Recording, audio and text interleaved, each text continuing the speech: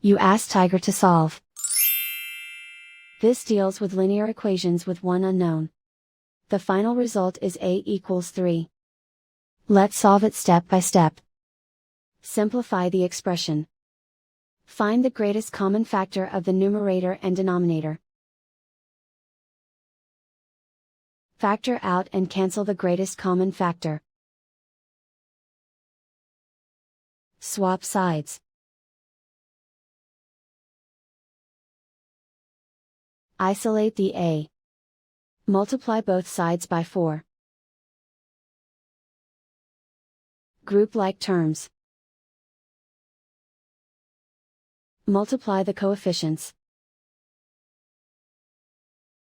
Simplify the fraction. Multiply the fractions. Simplify the arithmetic.